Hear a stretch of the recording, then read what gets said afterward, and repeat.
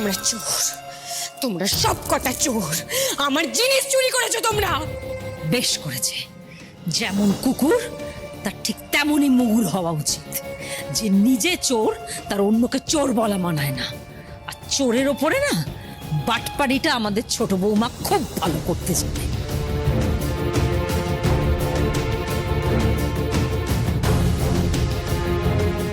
তোমার অস্ত্রেই তোমায় বধ করেছে।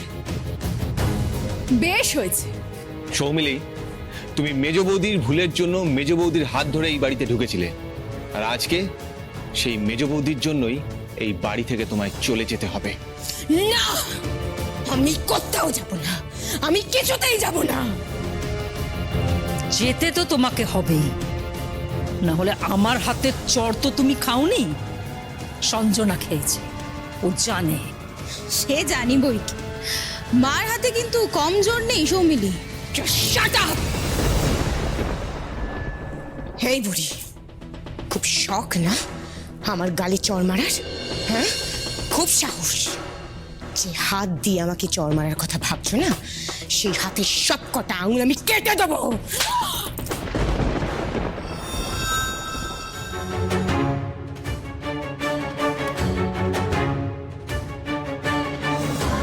আমার মাকে অপমান করার সাহস কে দিয়েছে তোমায়?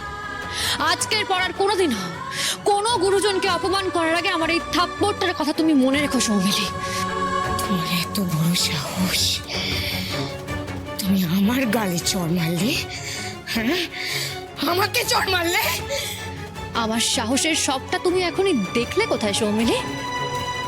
এরপর যদি দেখাই না, তাহলে এই বেয়াদবিগুলোর সুযোগ আর সাহস কোনোটাই তুমি পাবে না।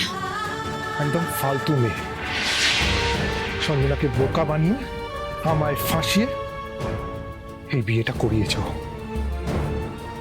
জোর করে আমায় এই বিয়েটা করতে বাধ্য করেছে। ফাঁসিয়ে দিল আর তুই অমনি ফেসে গেলি। কি করতাম বর্দা ভাই, 20 লাখ টাকা, 20 লাখ টাকা আমি দেনা করে ফেলেছিলাম। কি করে? ব্যবসা করব বলে বাজার থেকে চড়া সুদে টাকা ধার নিয়েছিলাম। সব টাকা আমার শেয়ারে ডুবে গেল। কাঙাল হয়ে গেলাম আমি। চারিদিক থেকে ফোন আসা শুরু হয়ে গেল। পাওনাদাররা ফোন করছে, হুমকি দিচ্ছে, থ্রেট করছে। আমি কি করব কিচ্ছু বুঝতে পারছিলাম না। সে কি? হ্যাঁ মা, আমি খুব ভয় পেয়ে গেছিলাম। আর সেই সুযোগটাই তো এই সৌমিলি কাজে লাগিয়েছিল। আমি আপনাকে বলেছিলাম না অনিশবাবু, এইরকমই কিছু একটা ঘটেছে। সর্বমঙ্গলা, আমায় পারলে ক্ষমা করে দিও। আমি তোমার সাথে অনেক খারাপ ব্যবহার করেছি। ভাই অনিশ, তুইও পারলে আমায় ক্ষমা করে দে। আমি তোকে ছোট বড় অনেক কথা শুনিয়েছি, অনেক অপমান করেছি। পারলে তোর মেজদা ভাইকে প্লিজ ক্ষমা করে দিস। বাহ বাহ দেবেশ, বাহ! লজ্জা করছে না? এখন এরকম ভাবে পাল্টে খেয়ে যাচ্ছ? টাকার জন্য তো আমার কাছে এসেছিলে মিউ মিউ করতে, আর এখন আমাকে এই সমস্ত কথাগুলো বলছো? তোমার মতো খারাপ মানুষের সাথে না এরকমই হওয়া উচিত। তোমার টাকা আমরা বেশি খরচা করিনি সৌমিলি, তাই বাকি টাকাগুলো নিয়ে তুমি এই বাড়ি থেকে, আমাদের সংসার থেকে, আর দয়া করে আমাদের জীবন থেকে বিদায় নাও। একদম ঠিক বলেছে সঞ্জনা। তোমার যত টাকা আছে যেরম ভাবে হোক আমি শোধ দিয়ে দেবো। আর শোনো সৌমিলি, তুমি এই বাড়ি থেকে চলে যাবে, সর্বমঙ্গলা কোথাও যাবে না, বুঝেছো? বেঈমান! তোমরা সবাই বেঈমান, তোমরা সবাই সবাই সবাই বেঈমান। বেঈমান আমরা নয়, বেঈমান তুমি সৌমিলি।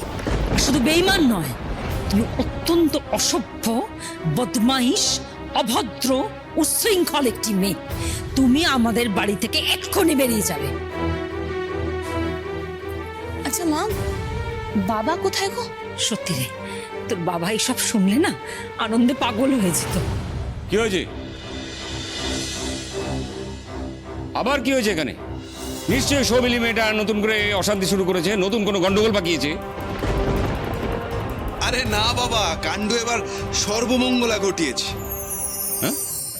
বাবা, এই যে এই কাগজটা দেখুন।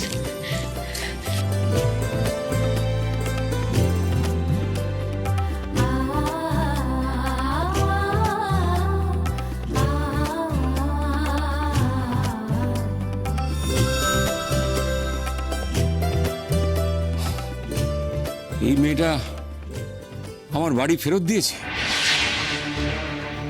লিখে দিয়েছে, সইও করে দিয়েছে। না বাবা, নিজের ইচ্ছে কিছু করেনি। সর্বমঙ্গলা বুদ্ধি খাটিয়ে ট্যাক্টফুলি ওকে দিয়ে সইটা করিয়ে নিয়েছে।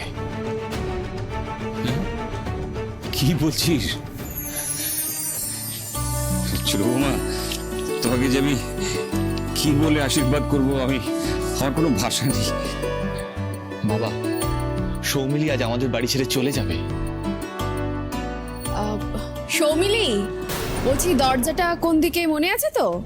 ওই যে দেখো, ওই দিকে। ছাড়বো না তোমাদের কাউকে, আমি জাস্ট ছাড়বো না। বাবা, হেরে ভূত হয়ে যাওয়ার পরেও এত কিছু বলছো? কে বলেছে আমি হেরে গেছি? হ্যাঁ, কে বলেছে? সর্বমঙ্গলা, আমি একদিন তোমায় ঠিক হারিয়ে ছাড়বো। পারবে না, কারণ আমি একজন সৎ মানুষ। তুমি বারবার ভাবো এবার আমি খেলাটা জিতে গেলাম, কিন্তু ঠিক তখনই তুমি হারতে বাধ্য হও। ঠিক আছে, এত বড় অপমান আমাকে করলে তো তোমরা, হ্যাঁ, এত বড় অপমান। এই মেয়ে, এই গেট আউট, গেট আউট, বেরিয়ে যাও আমার বাড়ি থেকে। এই পুটি, তুই এখন এখানে দাঁড়িয়ে রয়েছিস কেন? বেরো, এক্ষুনি এখান থেকে বেরো, নাহলে আমি কিন্তু পুলিশ ডাকবো। বেরো। ও মা গো, এবার আমি কি করব নতুন বৌদি? আমার তো একুলো গেল, ওকুলো গেল, আমি এবার কি করব? শোনো সর্বমঙ্গলা, আমি আজ চলে যাচ্ছি ঠিক কথা, বাট একদিন আমি ঠিক ফিরে আসবো। কথাটা মাথার মধ্যে ঢুকিয়ে রেখো। হ্যাঁ, ফিরে তো তুমি আসতে চাইবেই, কারণ এই যুদ্ধটা তুমি হেরে গেছো। আর হার পরাজয় এগুলো তো কোনোদিন তুমি মানতেই শেখোনি, তাই না?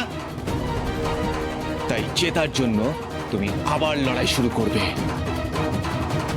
ঠিক আছে, তুমি আবার নতুন করে অস্ত্র জমা করে লড়াই করবার জন্য ফিরে এসো, আমি রেডি আছি। তোমাকে ওপেন চ্যালেঞ্জ জানালাম, যাও, বেরিয়ে যাও, বেরিয়ে যাও, বেরিয়ে যাও, বেরিয়ে যাও।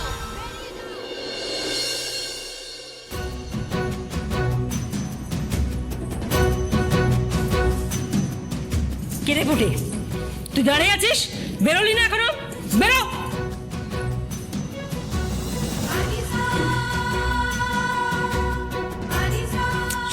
সত্যি সর্বমঙ্গলা, তোর বুদ্ধি আছে। মেজদি ভাই আমাকে হেল্প না করলে আমি কিচ্ছু করতে পারতাম না। আমি তোমাদের প্রত্যেকের কাছে ক্ষমা চাইছি। বাবা, মা, দিদি ভাই, তোমরা সবাই পারলে আমাকেও ক্ষমা করে দিও। আমি জানি আমি যে কাজটা করেছি খুব খারাপ কাজ করেছি। তোমার দেবেশকে পারলে প্লিজ প্লিজ ক্ষমা করে দিও। না, একদম না, তুই একদম ক্ষমা পাবি না। তুই তো আমাদেরকে নিজের মানুষ বলে মনেই করিস না। একদম ঠিক বলেছিস। আর সেই জন্যই তো তোর নিজের প্রবলেমের কথা আমাদের সঙ্গে একদম শেয়ারই করিসনি। কেন কেন নিজের প্রবলেমের কথা আমাদেরকে বলিসনি? একা একা গুমড়ে মরেছিস কেন? আসলে আমি এতটা ডিস্টার্ব ছিলাম না, আমি কি করব আমি নিজেই জানতাম না। তোরা জানিস না, আমি আত্মহত্যা করারও চেষ্টা করেছি। তবুও তুই তোর মনের কথা আমাদের সঙ্গে শেয়ার করিসনি? আরে বাবা, আমরা তো এদিক ওদিক থেকে তোকে হেল্প করার চেষ্টা করতে পারতাম। পারিনি রে, অনেক চেষ্টা করেছিলাম আর বলতে পারিনি। মা, তুমি আমায় ক্ষমা করবে না মা? পারবে না আমায় ক্ষমা করতে? প্লিজ মা, ক্ষমা করে দাও। একটাই শর্তে ক্ষমা করবো। কি শর্ত মা? কি শর্ত? তুমি যা শর্ত বলবে আমি সবেতে রাজি আছি মা। প্লিজ বলো কি শর্ত? কাল এই বাড়িতে খাসির মাংস রান্না হবে, আর সেই রান্নাটা করবি তুই আর তোর বউ সঞ্জনা। তোদের কিন্তু আমরা কেউ কোনো সাহায্য করব না। রাজি? ঠিক আছে মা, তাই হবে, তাই হবে মা। কিন্তু আমি যদি পুড়িয়ে ফেলি, আমি তো ভালো পারি না। আরে তুমি রান্না করো তো, পোড়া মাংসই খাবো। সত্যি অমিতা, আজ যে আমার কি সুখের দিন, কি বলবো। সত্যি ছিল বৌমা, সত্যি তুমি অসাধারণ। তুমি সত্যি আমাদের সবার জীবনে দেবী সর্বমঙ্গলা।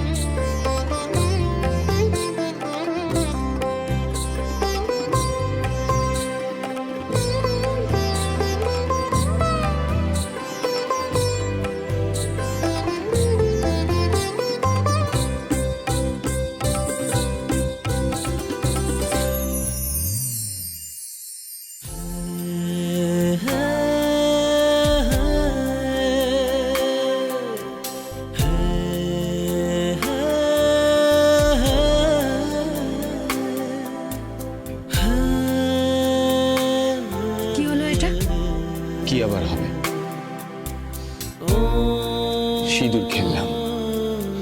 আমার বউয়ের সাথে সবাই সিঁদুর খেলবে আর আমি খেলবো না, এটা আবার হয় নাকি? আর তুমি তো আমাকে বললে না যে অনিশ বাবু কই, আপনি তো আমার সাথে সিঁদুর খেললেন না। আপনি আপনি আমার সাথে সিঁদুর খেলবেন? তা আবার কখনো হয় নাকি? ছেলেরা কখনো সিঁদুর খেলে নাকি?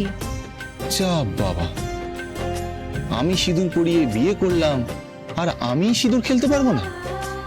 এ আবার কেমন নিয়ম? এটাই নিয়ম। মানি না।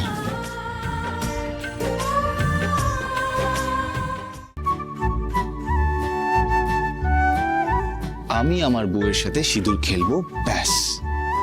আর যেহেতু তুমি আমাকে সিঁদুর খেলতে বলনি, তাই আমি আরো বেশি করে তোমায় সিঁদুর লাগাবো।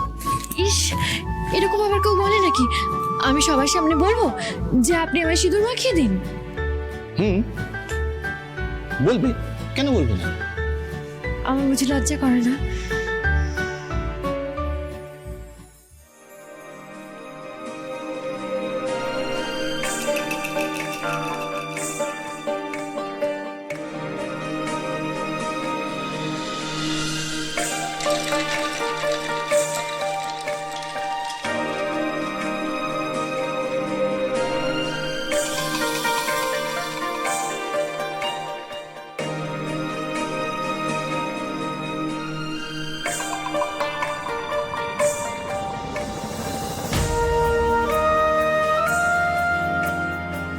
সেই জন্যই তো আমি লুকিয়ে লুকিয়ে এই ঘরে এসে তোমার সাথে সিঁদুর খেলছি। এটা কি আমার অন্যায়? আর তোমার তো বলা উচিত ছিল, তাই না? যে জানেন তো অনিশ বাবু, বড় বৌদিকে বর্দা ভাই সিঁদুর মাখিয়েছে, আপনি আমায় সিঁদুর মাখাবেন না? অবশ্য আমি সবার সামনেই ওখানে তোমায় সিঁদুর মাখাতে পারতাম, তারপরে ভাবলাম তুমি যদি আবার কিছু মনে করো, তাই আমি আর করলাম না। এই ঘরে এসে তোমায় সিঁদুর মাখালাম। আর আমি জানতাম তুমি ওখান থেকে দৌড়ে ঘরে এসে আয়নার সামনে দাঁড়িয়ে নিজের এই মিষ্টি মুখটা আয়নায় দেখতে, আর আমি পেছন থেকে এসে তোমার গালে সিঁদুর মাখিয়ে দিতাম। আর এই কাজটা করতে পেরে আমার ভীষণ আনন্দ হয়েছে। তোমার আনন্দ হয়নি? জানি না।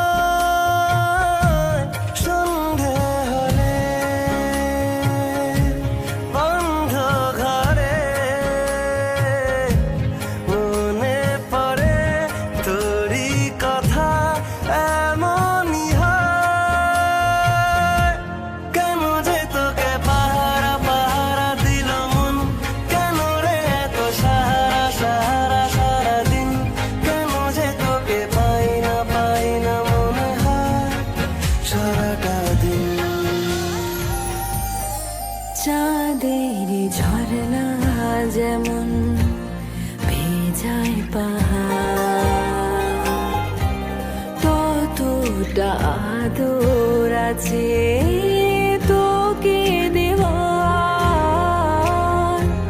দেখে যাচ্ছে কত আকাশ ছোঁয়ার। কেন যে তোকে পাহারা পাহারা দিল মন, কেন যে এত সাহারা সাহারা সারাদিন, কেন যে তোকে পাই না মনে হয় সারাটা দিন। দরজাটা খোলা। থাক, দরজা খোলা থাক।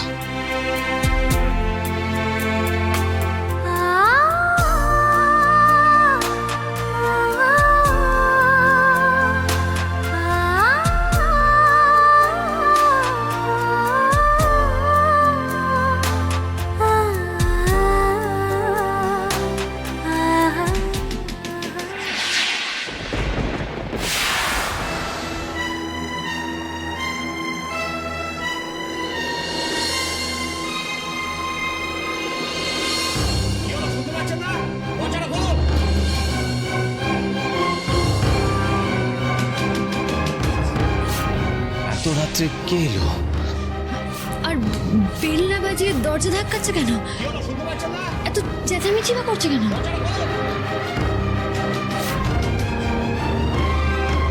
সেটাই তো বুঝতে পারছি না।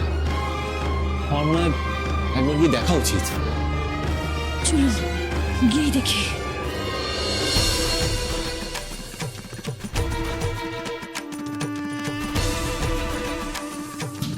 দরজাটা খুলুন। কি হলো, শুনতে পাচ্ছেন না? দরজাটা খুলুন। বাড়িতে কে আছেন? দরজাটা খুলুন। এই এত রাতে কে এলো বলো তো? দাঁড়াও আমি দেখি। আরে কি হতো, কি করছো কি? এত রাতে তুমি দরজা খুলতে যাবে? দাঁড়াও দাঁড়াও, আমি দেখছি। কে? আমরা থানা থেকে আসছি, দরজাটা খুলুন।